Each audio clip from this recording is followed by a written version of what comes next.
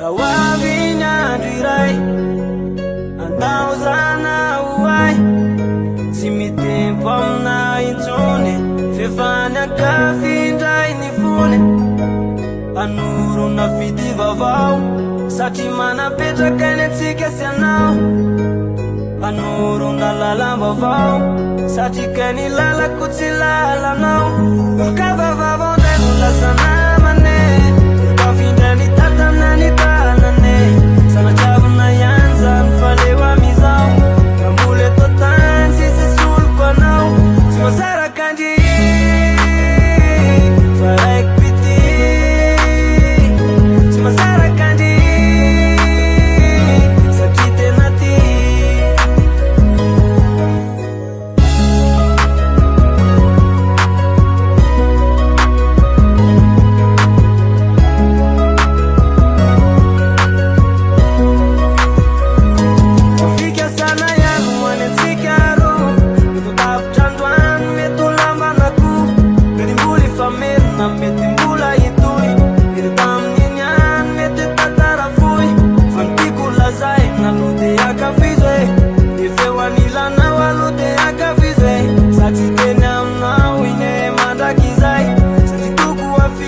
Kasi mete